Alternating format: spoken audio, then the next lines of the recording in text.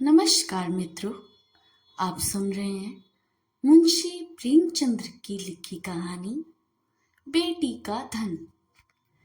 बेतवा नदी दो ऊंचे कतारों के बीच में इस तरह मुंह छुपाई हुई थी जैसे बाज दिलों में इरादे कमजोर और तन परिवारी के बीच में हिम्मत की मध्यम लहरें छुपी रहती हैं। एक करार पर एक छोटा सा गांव आबाद है जिसके शानदार खंडरों ने उसे एक खास शोहरत दे रखी है। कौमी कारनामों पर मिटने वाले लोग कभी कभी यहाँ दरोड़े दीवार एक शिकस्ता के सामने एक पुरखवाब मायूसी की हालत में बैठे नजर आ जाते हैं और गांव का बूढ़ा केवट चौधरी जब मुंह के कियाना दर्द उस सोच के साथ रानी के महल और राजा के दरबार और कव्वर की बैठक के मिटे हुए निशानात दिखाता है तो उसकी आंखें आबकू हो जाती हैं, जिसकी सुनने वालों पर इनकी तारीखें इंकशाफात की कुछ ज्यादा ही असर होता है। क्या जमाना था कि केवटों को मछलियों के सिले में अरशफिया मिलती थी। कहर लोग महल में झाड़ू देते हुए अरशफिया बटोर ले जाते थे। बेतवा नदी रोज बढ़कर महाराजा साहब की कदम बोसी के लिए आती थी। ये इकबाल था, महाराजा साहब तो मस्त हाथियों को एक एक हाथ से हटा देते थे। ये सब वाकयात मुर्खियाना अंदाज से बयान किए जाते थे और उनकी निस्बत अपनी राय कायम करने के लिए हर शख्स को अपनी खुश एकाधिकलीय निस्बत को कामिल आजादी थी। हाँ, अगर जोरे बयान और मनात और लब ओ लहजा किसी तस्कीरे को वाकई का रंग दे सकते थे तो बूढ़े चौधरी उनके सर्फ करने में मुतलक दरेक न होता था। सक्कू चौधरी साहब एक खानदान थे, मगर जितना बड़ा मुंह उतने बड़े निवाले न थे। 3 लड़के थे, 3 बहुएं, कई पोते पोतियां। लड़की सिर्फ एक थी, गंगाजली, जिसका अभी तक गौना भी नहीं हुआ था। ये चौधरी की आखिरी औलाद थी। बीवी के मर जाने पर उसने उसे बकरियों का दूध पिला पिला के पाला था। खानदान तो इतना बड़ा और खेती सिर्फ एक हल की। फरागत और तंगी में सिर्फ एक कदम का फासिला था, मगर उसकी मुख्कियाना और मुर्खियाना काबिलियत ने उसे जो इम्तियाज दे रखा था, जिस पर गांव के मुअज्जिज साहूकार झक्कड़ शाह को भी रश्क होता था। जब सक्खू गांव के मजमे में जिला के नौवारिद अफसरों से तारीखी यादगारों का जिक्र करने लगता था तो झक्कड़ तड़प तड़प के रह जाते थे। और गालिबन यही वजह थी कि उन्हें भी ऐसे मौके की तलाश रहती थी जब वे सक्खू को नीचा दिखा सके। इस मौजे ने जमींदार एक ठाकुर जतिन सिंह थे, जिनकी बेकार के मारे गांव के मजदूर और किसान जान के तंग थे। इमसाल जब जिला के मजिस्ट्रेट का दौरा हुआ और वे इन आसार कादिमा की सैर के लिए तशरीफ लाए तो सक्खू चौधरी ने तभी जबान से अपने गांव वालों की तकलीफें बयान की। हुक्काम से हकलाम होने में उसे मुतलक तमुल ना होता था, अगरचे वो जानता था कि जतिन सिंह ने रार करना अच्छा नहीं, मगर जब गांव वाले कहते थे कि चौधरी तुम्हारे ऐसी हकीमों से मिताई है और हम लोगों को रात दिन रोते करती है, आखिर ये तुम्हारी दोस्ती किस दिन काम आएगी, तो सक्कू का मिजाज आसमान पर जा पहुंचता। मजिस्ट्रेट ने जतिन सिंह से इस मामले में तहरीरी जवाब तलब किया। उधर झक्कड़ शाह ने चौधरी की इन मुखबियाना सरकाश ना जवान तराजियों की रिपोर्ट जतिन सिंह को दे दी। ठाकुर जल कर आग हो गया। अपनी कारिंदा से बकाया की फिहरिस्त तलब की। इत्तेफाक से चौधरी ने जिम्मे इस माल की लगान बिकी थी। कुछ तो पैदावार कम हुई और फिर गंगा जली का ब्याह करना पड़ा। बहू नद के लिए रट लगाई हुई थी। वे जब भवाना पड़ी, इन मसारिफ के हाथ बिल्कुल खाली कर दिया। लगान के बारे में कुछ ज्यादा अंदेशा तो नहीं था। जिस जबान से हुक्काम को खुश करने की ताकत है, क्या उसकी शीरी बियाना ठाकुर को कुछ असर भी करेगी? बूढ़े चौधरी तो इस इम्तियाज में बैठे हुए थे। उधर उन पर बाकाया लगान की नालिश हो गई। सम्मन आ पहुंचा। दूसरे ही दिन पेशी की तारीख पड़ गई। जवान को अपना जादू चलाने का मौका न मिला। जिन लोगों के बढ़ावे से सक्कू ने ठाकुर को से छेड़छाड़ की, उनमें से अब किसी की सूरत दिखाई न देती थी। ठाकुर के शहने और प्यादे गांव में फेरे लगाए रहते थे। उनका खौफ गालिब था। कचहरी यहाँ से 30 मील के फासले पर थी। गवार के दिन रास्ते में जा से नाले और नदियां, हाई कच्चा रास्ता, बैलगाड़ी का गुजर नहीं, पैरों में सकत नहीं। आखिर अदम में पैरवी में एक तरफा फैसला हो गया। बोधे दिलों की वकालत करना दलदल में पैर रखने से काम नहीं। कुर्की का नोटिस पहुंचा तो चौधरी के हाथ पांव फूल गए। अपनी कमजोरी का इल्म और शान का दुश्मन है। शेरी बयान या सक्कू जिस रोशनी तब उसके सर पे यह आफतें लाई थी, उस वक्त बच्चा ये बेजबान बना हुआ था। वे चुपचाप अपनी खाट पर बैठा हुआ नदी की तरफ ताकता और दिल में सोचता, क्या मरे हुए जीते जी घर मिट्टी में मिल जाएगा? ये मेरे बैलों की खूबसूरत गोई, क्या इनकी गर्दन में दूसरा कोई जुआ पड़ेगा? ये सोचते सोचते उसकी आंखें भर आती और वे बैलों से लिपट कर रोने लगता। मगर बैलों की आंखों से क्यों आंसू जा रहे थे, जो नाद में क्यों मुंह नहीं डालते थे? क्या जज्बे दर्द में वे भी अपना आका के शारिक थे? फिर अपने झोपड़े को मायूस निगाहों से देखता। क्या हमको इस घर से निकलना पड़ेगा? ये बुजुर्गों की निशानी मेरी जीते जी मिट जाएगी। बस ताइबे आजमाइश में मजबूरी रहती है, बावजूद की एक झोंका भी नहीं रह सकती। चौधरी की तबे जहानत ने अब मौजूनी दबा की सूरत इख्तियार की, जो तुकबंदी की से बहुत मुशाबह थी। अपनी खाट पर पड़े पड़े एक घंटों देवताओं को याद किया करता था और महावीर और महादेव के गुण गाता। इसमें कोई शक नहीं कि उनकी तीनों बहुओं के पास जेवर थे, मगर औरतों का जेवर उपकर रस है जो पहनने से निकलता नहीं। चौधरी जात का हेटा हो, मगर तबीयत का शरीफ था। नावरान इस सल्फ का जिक्र एक खैर करते करते उसकी तबीयत भी गयूर हो गई थी। ये अपनी तारीफ से अपने बहुओं को इस किस्म का तकाजा नहीं कर सकता था। शायद ये सूरत उसके ख्याल में न आई थी। हाँ, तीनों बेटे अगर मोहम्मद फमी से काम लेते तो बड़े चौधरी के देवताओं की मदद करने की जरूरत न होती, मगर बड़े साहबजादे को घाट से फुर्सत न थी और बाकी दो लड़के उस उगदा को मर्दाना और दिलेराना तारीख का हल करने का फिक्र में बेहोश थी।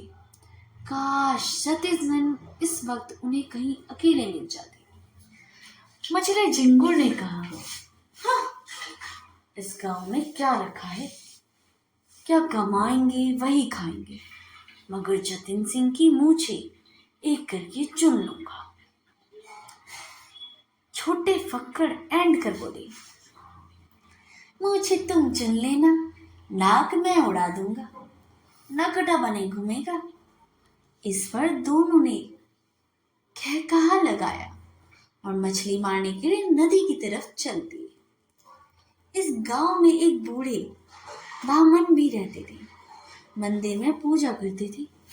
रोजाना अपने जजमानों को दर्शन देने के लिए नदी पार जाते, पर गुखवे में पैसे न देते। तीसरे दिन वे जमींदार के गोविंदो की नजर बचाकर सुक्खू के पास आए और राजदराना अंदाज से बोले, चौधरी कल ही तक मियाद है और तुम अभी तक पड़े सो रहे हो। क्यों नहीं घर की चीज वस्तु ढोर डांगर कहीं और हाँक देते, ना हो समिया देने भेज देते। जो कुछ भी बचे रहे वही सही। घर की मिट्टी खोद कर कोई थोड़ी ले जाएगा। चौधरी उठा और बैठा, आसमान की तरफ देखकर तब खुश की शान से बोला, जो कुछ उसका हुक्म है वो होगा, मुझे जानना किया जाएगा। कई दिन की मुक्तविर शबो रोज की अख्तिया मंदाना वेद और दुआ ख्वानी ने जिसकी नामोइश की साहिबा ना था, उसे मुदा फस्तत की इस अमली और आम तस्वीस पर कार पैरा ना होने दिया। पंडित जी जो इस फन के उस्ताद थे नामित हो गए, मगर चौधरी के घर के दूसरे मेंबर खुदा की मर्जी पर इस हद तक शाकिर न थे। घर के बर्तन भांडे चुपकी चुपकी खिसकाए जाते थे। अनाज का एक दाना भी घर में ना रहने पाए। रात को कश्ती लदी हुई जाती और खाली वापस आ जाती। 3 दिन तक घर में चूल्हा ना जला। बूढ़े चौधरी के मुंह में दाना का क्या जिक्र, पानी की एक बूंद भी ना पड़ी थी। औरतें भांड में से चूना भुना भुना कर खाती। लड़के नदी से मछलियां लाते और भून भून के खाते। अगर इस वक्त काशी में एक बूढ़े की शरीर था तो वो उसकी लड़की गंगा जली थी। बेकरीब अपने बाप को चारपाई पे बेआब ओ दाना पड़े कर रातें देखती और बिलक बिलक कर रोती। कुदरत ने दिगार जज्बात की तरह औरतों को मोहब्बत से भी ज्यादा दी है। लड़कों को तो वालिदैन से भी मोहब्बत नहीं होती, तो लड़कियों को क्यों होती है? और गंगा जली के आंसू की उल्फत से खाली जज्बा था, माती माल अंदेशों से पाक। गंगा जली इस फिक्र में गोते खाया करती कि कैसे दादा की मदद करूं। अगर हम सब भाई बहन मिलकर जतिन सिंह के पास जाए और उसके पैरों पर सर रख दे तो क्या वे मानेंगे? मगर दादा से यह कब देखा जाएगा? अरे वे एक दिन बड़े साहब के पास चले जाते तो कुछ बन जाता, मगर उनकी तो जैसे बुद्धि हो क्या हो गई। इस उधेड़ बुन में उसे अंधेरे में रोशनी की एक झलक नजर आई। पुजारी जी सख्खू चौधरी के पास से चले गए थे और चौधरी बड़ी बुलंद आवाज से अपने सोते हुए महावीर और भगवान और हनुमान को बुलाते थे कि गंगा जली उसके पास जाकर खड़ी हो गई। चौधरी ने देखा और बोले, क्या है बेटी, रात को क्यों बाहर आई हो? गंगा जली ने कहा, बाहर रहना तो भाग्य में लिखा है, घर में कैसे रहूं? सख्खू ने जोर से हाथ लगाए। कहाँ गई तुम कृष्ण मुरारी, मेरे दुख हरो? गंगा जली बैठ गई और आहिस्ते से बोली, भजन गाते तो 3 दिन हो गए, घर बार बचाने की कोई उपाय सोची कि ये सब मिट्टी में मिला देंगे। क्या हम लोगों को पेड़ तले रखोगे? चौधरी ने पुरगम अंदाज से कहा, बेटी मुझे तो कोई उपाय ही नहीं सोचता, भगवान जो चाहेगा होगा। बैग चलो गिरधर गोपाल, काहे विलंब करो? गंगा जली बोली, मैंने एक उपाय सोची है, कहो तो बताऊं? चौधरी उठकर बैठ गया। गालिब ए बेजान में जान सी पड़ गई। पूछा, कौन सी उपाय है बेटी? गंगाजली ने कहा। मेरे घंटे झक्कड़ साहू के यहाँ गिरवी रख दो। मैं जोड़ लिया है, देने भर के रुपए हो जाएंगे। चौधरी ने आह सर्द भरी और बोली, बेटी तुमको मुझसे कहते लाज नहीं आती? बेशर्त में मुझे तुम्हारे गांव के कुएं का पानी पीना नहीं लिखा है। तुम्हारी ड्यूटी में पैर रखना भी मना है। क्या मुझे नर्क में ढकेलना चाहती हो? गंगाजली इस जवाब के लिए पहले से ही तैयार थी। बोली, मैं तुम्हें अपने गहने दिए थोड़ी ही देती हूँ। इस वक्त लेकर काम चलाओ, चैत में छुड़वा लेना। चौधरी ने जोर देकर कहा, यह मुझसे ना होगा। गंगाजली ने बेपुरजोश अंदाज से जवाब दिया, तुमसे ना होगा तो मैं आप जाऊंगी। मुझसे एक घर की दशा नहीं देखी जाती। चौधरी चंचल कर बोला, बिरादरी में कौन मुंह दिखाऊंगा? गंगाजली ने चिढ़कर कहा, बिरादरी में कौन ढिंडोरा पीटने जाएगा? चौधरी ने फैसला किया है, जग हंसाई के लिए मैं अपना धर्म ना बिगाड़ूंगा। गंगाजली ने धमकाया, मेरी बात ना मानोगी तो मैं तुम्हारे ऊपर हत्या पड़ेगी। मैं आज से ही बेसवा नदी में कूद पड़ूंगी। तुम्हें चाहे घर में आग लगाते देखा जाए, मुझसे ना देखा जाएगा। चौधरी ने फिर एक ठंडी सांस भरी और बेखसाना अंदाज से बोली, बेटी मेरा धर्म न सत्यानाश करो। अगर ऐसा ही है तो अपने किसी भावच के गहने मांग लाओ। गंगाजली ने तंज के साथ कहा, भावचू से अपना मुंह कौन लुचवाएगा? उनको फिक्र होती तो क्या मुंह में दही जमा कर था कहती ना। चौधरी लाजवाब हो गए। गंगाजली ने दलीलों के मुकाबले में उसके अंदाज की सरगर्मी से ज्यादा असर किया और तदबीर उस वक्त चौधरी की दिमागी हालत में मौज थी। उसकी अमली और साफ जाहिल हो चुके थे। वे अपनी मनवा ना सकता था, सिर्फ एक दूसरे की मान सकते थे। आगे आगे नहीं, सिर्फ पीछे पीछे चल सकता था। गंगाजली घर में गई और गहनों की पिटारी लेकर आई और उन्हें निकालकर चौधरी के अंगोछे में बांध दिया। चौधरी ने कहा, हाय राम इस मिट्टी की क्या गत करोगे? ये कहकर उठे, मगर पोटली हाथ में लेते ही बावजूद वह जब्त करने के उनके आंसू उमड़ आए और दबी हुई सिसकियां एक बार जोर से फूट निकली। रात का वक्त, बेतवा नदी के किनारे पर सब कुछ चौधरी गहनों की पोटली बगल में दबाए इस तरह सबकी नजरें बचाते चले जाते, गोया ये पाप की गठरी है। जब वो झक्कड़ साहा के मकान के करीब पहुंचे तो जरा रुक गए, आंखें खूब अच्छी तरह साफ की और बादशाह की रूप में भरा। किसी को अपने हासिद और बदखवाब के सामने बेसी का इजहार करने की नौबत न आए।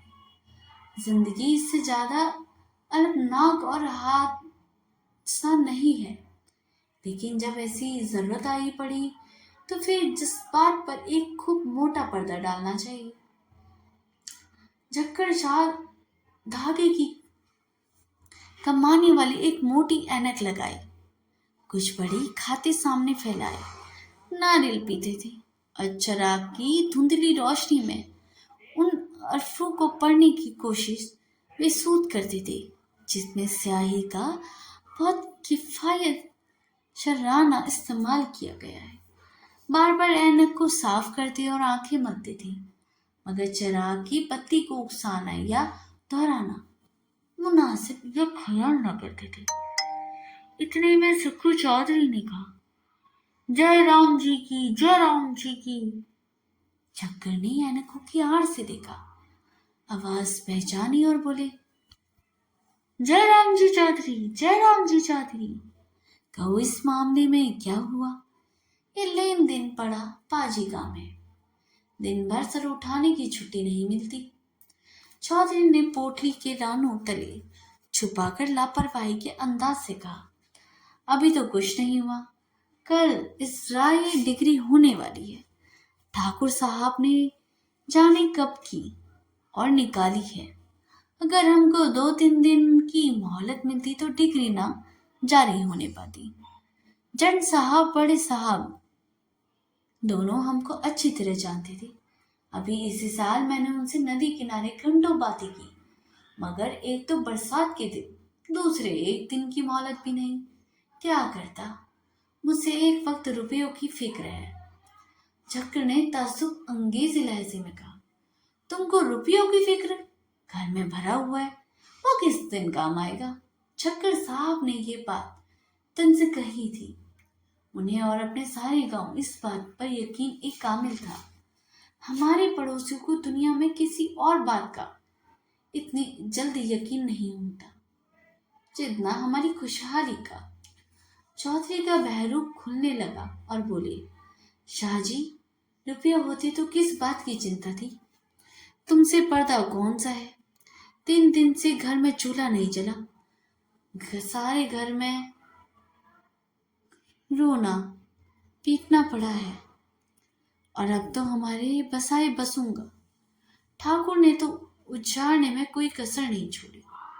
झक्कर शाह जसी सिंह को खुश जरूर रखना चाहते थे, मगर चौधरी की हुक्काम मुद्रसी में भी नजरअंदाज नहीं कर सकते थे।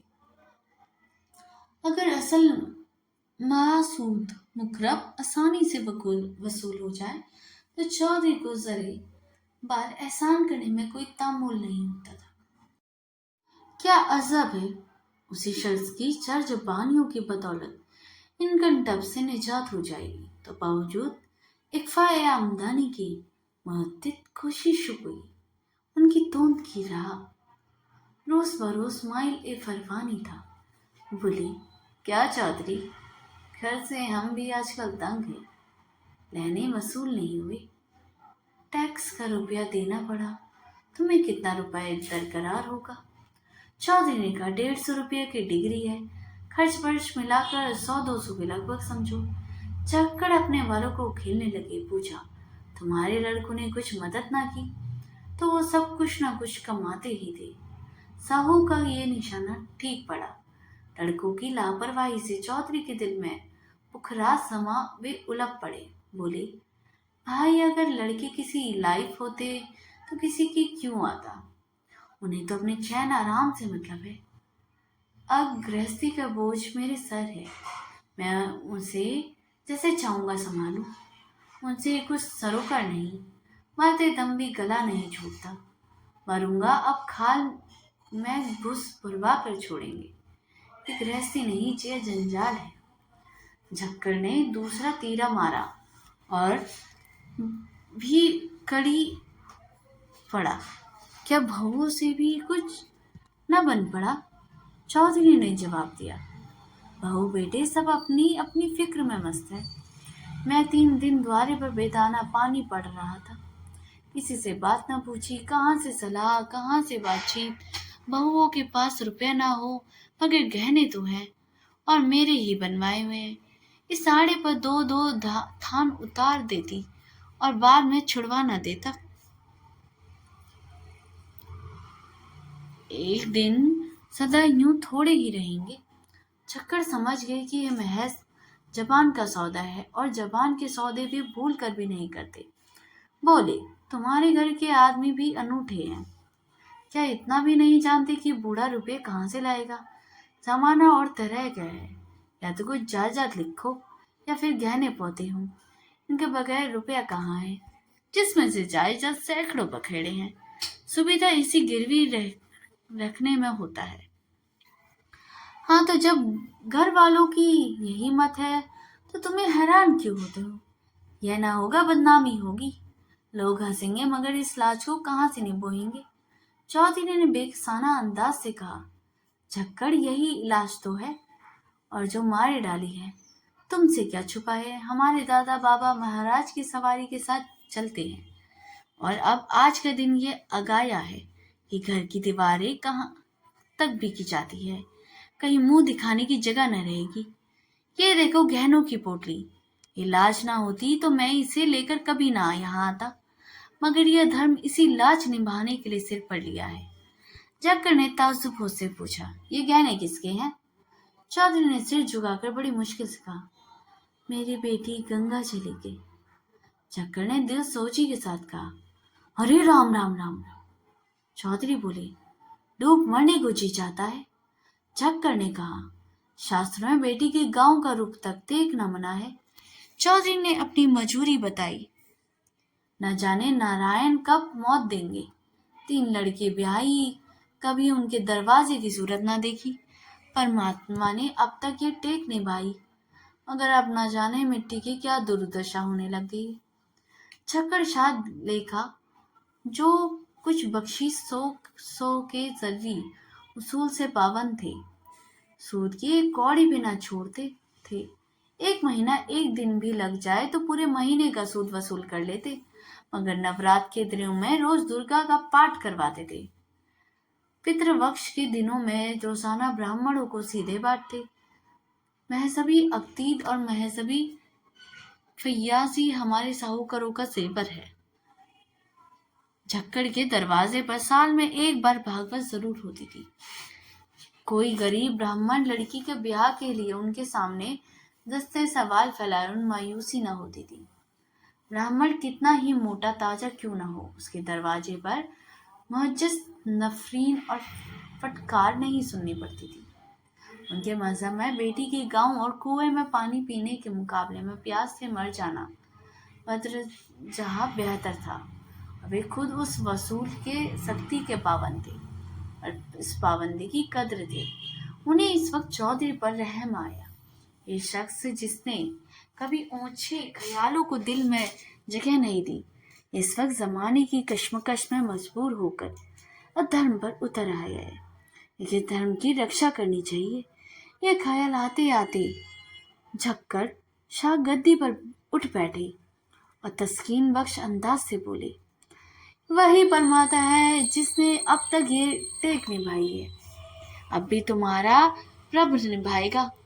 लड़की के गहने लड़की को दे दो। लड़की जैसी तुम्हारी है वैसे मेरी है। मेरी डिग्री के कुल रुपए दे दूंगा। जब हाथ में रुपये आ जाए दे देना। तुम लोग जितना बुरा कहते हो मैं उतना बुरा तो नहीं। हाँ, अपना पैसा पानी नहीं बहाता। चौधरी पर इस फैज़ियाना हमदर्दी का निहायत गहरा असर हुआ। वो बावाज बुलंद रोने लगे। उन्हें अपनी भुक्ति की धुन में इस वक्त कृष्ण भगवान की मोहनी सूरत सामने खड़ी नजर आई। वो झक्कड़ के सारे गांव में बदनाम था, जिसकी उसने 12 हकीमों की शिकायत की थी। इस वक्त चौधरी को एक देवता मालूम होता था। बोले, झक्कड़, तुमने इस वक्त मेरी बात, मेरी लाज, मेरा धर्म सब कुछ रख लिया। तुमने मेरी डूबती हुई नार पार लगा दी। कृष्ण मुरारी तुमको इस जरा का फल देंगे और मैं तो तब तक जीऊंगा तुम्हारे गुण गाता रहूंगा। तो दोस्तों, ये स्टोरी यहीं पर समाप्त होती है। एक किसान के परिवार की कहानी है जो अपना लगान नहीं दे पाता है और उससे अपने घर खोने के डर से वह परेशान है, जिससे वह उसका परिवार भी बहुत परेशान होने लगता है। उसकी बेटी अपने पिता को बचाने के लिए और उसकी इज्जत और घर को बचाने के लिए अपने जेवर को गिरवी रखने को तैयार हो जाती है, जिससे पिता की इज्जत और घर बचाने में मदद मिलती है, जिससे पिता को साहूकार के पैर के पास जेवर रखने जाना पड़ता है। कहानी में समाज में बेटियों की स्थिति, परिवार की संवेदनाएं और माता पिता के त्याग को भी बहुत दर्शाती है, जो समाज में बेटियों को सम्मान देने और उनकी रक्षा करने की भी बात करती है। इस कहानी में यह भी बताया गया है कि बेटियां सिर्फ पिता का नहीं बल्कि पूरे समाज का, पूरे गांव का मान सम्मान होती है। अपने जहां वह रहती है उसको बचाने के लिए वह अपनी जी जान और जोर लगाती है जिससे उसका घर हमेशा बचा रहे।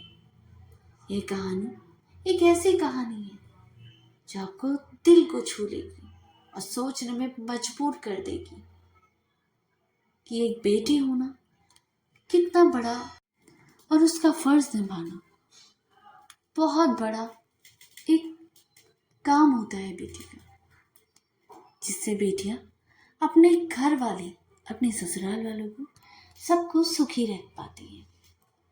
तो दोस्तों, अगर आपको ये स्टोरी अच्छी लगी हो तो इसे लाइक, सब्सक्राइब और शेयर करना ना भूलिएगा और इस कहानी को ज़्यादा से ज़्यादा अपने दोस्तों के साथ शेयर ज़रूर कीजिएगा। मिलते हैं अगली कहानी में, तब तक के लिए धन्यवाद।